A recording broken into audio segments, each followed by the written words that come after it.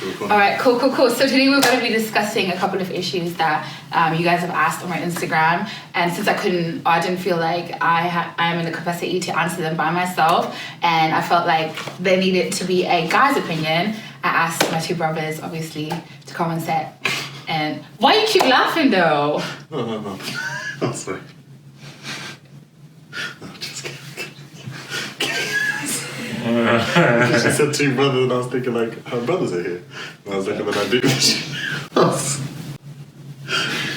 I think we should do that again. I ruined it. Are you sure, Black?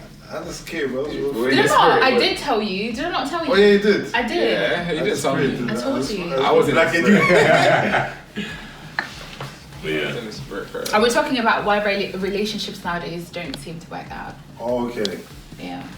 Do you want to put in your 2s and 3s? Nice.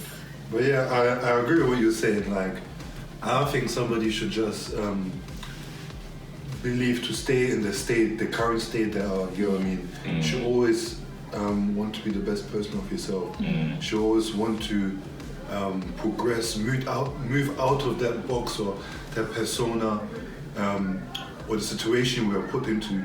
Like you were speaking about LeBron James.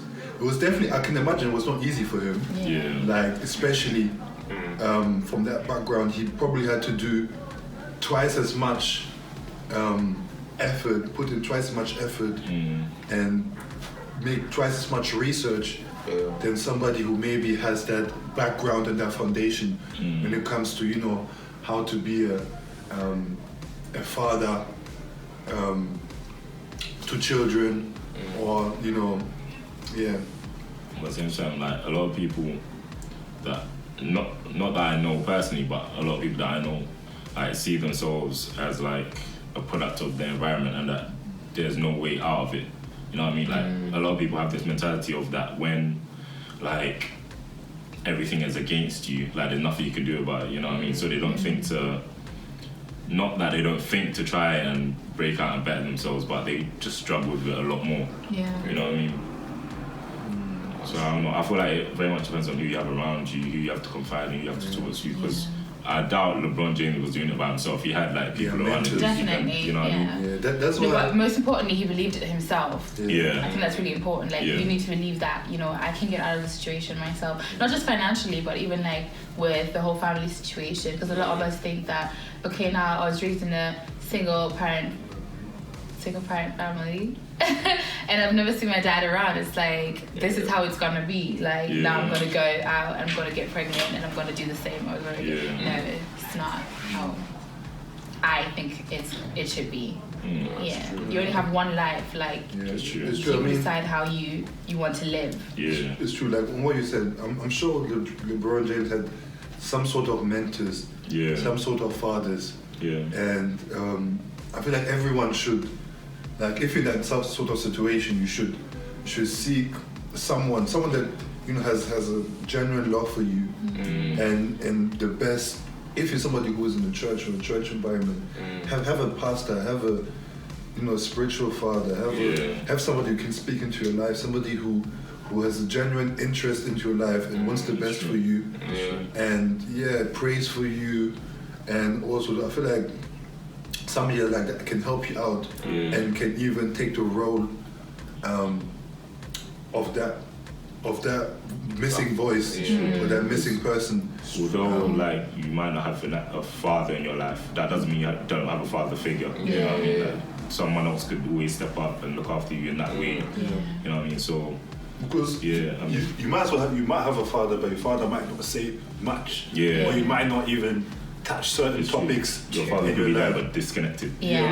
Like I always had like for most I had a father figure in my house, but not everything was spoken about, not everything was said. I feel like coming from an African background, obviously I was taught like a lot. I was taught a lot of good values, which made me the person I am today. I've learned a lot from my spiritual father a lot, Bishop Dargood Mills, who's I would listen to his preaching. I'm not around him. he's all the way in Ghana. Yeah. Counseled. But just by listening to preaching, Yeah. I'm being counseled, I'm being advised, I'm being directed. And you just receive nuggets, like stuff maybe your parents have never talked to you about, stuff maybe even in school they never spoke to you about. You know what I mean? Apart from the preaching, I'm getting nuggets for my life. He's talking, as he's preaching, he's talking about, how you should be as a husband, how you should take care financially, how can you be financial, how can you be frugal, and all sorts of things. Even the word like being frugal. Like I learned it from him. Yeah. How to be frugal, what to consider when you're choosing someone. See, this is aside. This is not his main topics, of course, but this is apart from him preaching the gospel, him teaching me, how to be a good Christian.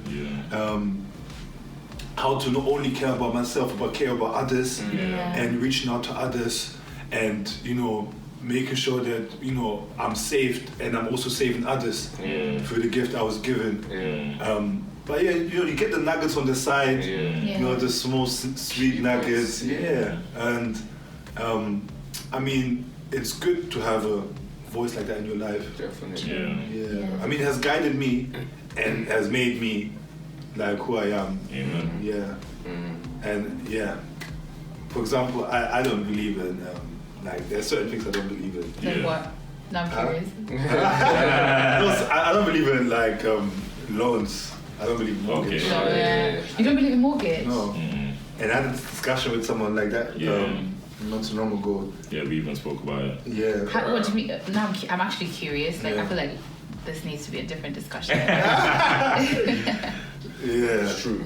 Really? No, I don't believe in loans, but I'd rather a mortgage than paying rent, because you know what? You're going to pay probably the same amount for rent. That's true. You're going to keep paying, but you will never actually own that place. But with a mortgage, after you've paid it off, that place is going to be yours. True. But then as well, if you speak to a lot of people who work in the bank, a lot of people actually work in the bank don't have a mortgage themselves. Okay. But that's because they actually know the percentage of the amount of people who are actually able to pay off their mortgage is very low. And apparently 70% cannot pay off their mortgage. You get what I mean? It's true. So it's constant income. And apart from it, it's also like a sort of bondage. You know what I mean?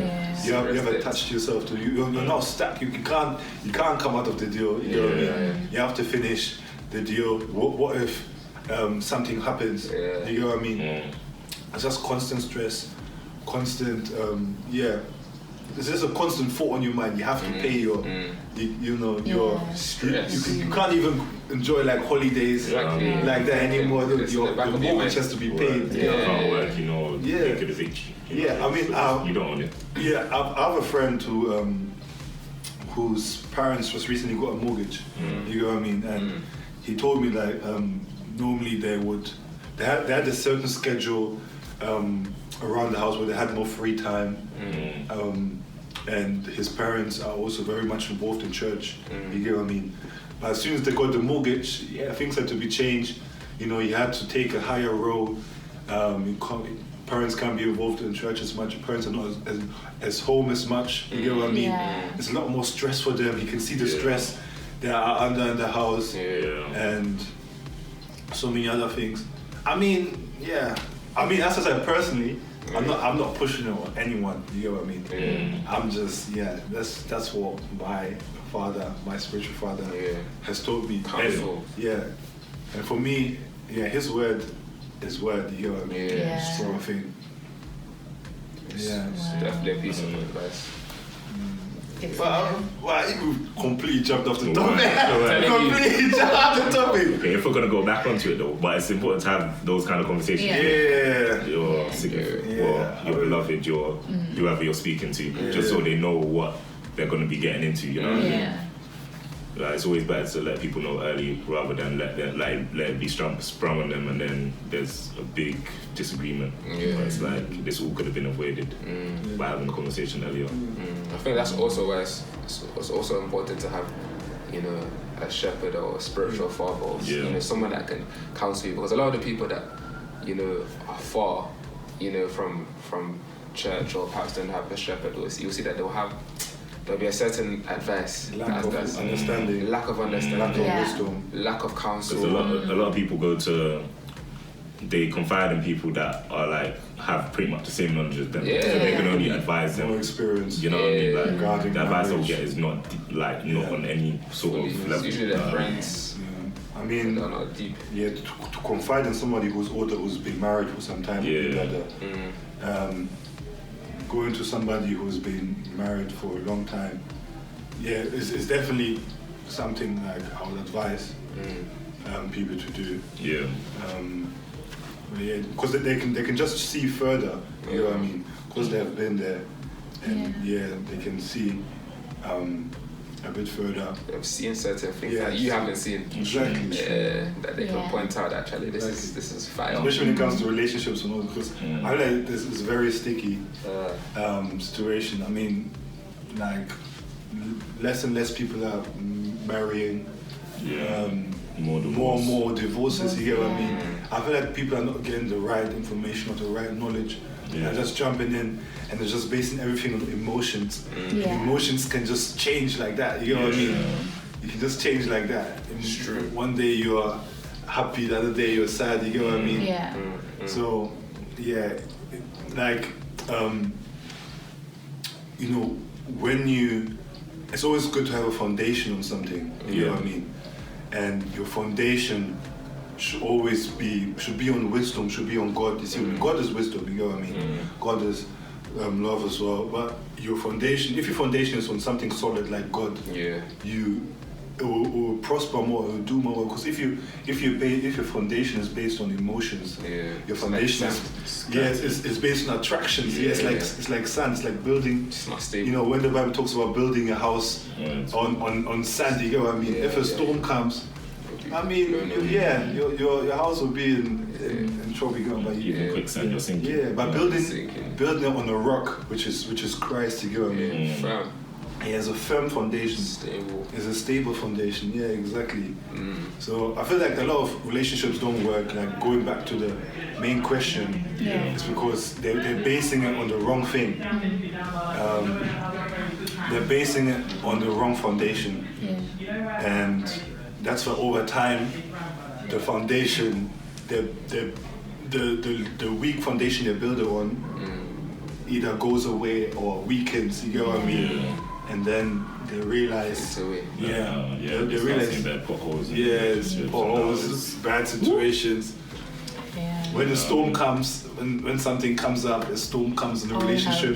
There will always be storms in relationships. Always. Yeah, so a storm comes up now. Yeah, the house is crumbling. You get what I mean? But if it was on Christ, I mean, would have. There might be a little leak, but that's easily fixable. I mean, it would have just, Christ. If you build on Christ, you know what I mean. You have. There will be even more hope. You know what I mean. There will be something. Safety. Some sort of safety to go back to. Okay. Yeah. All right.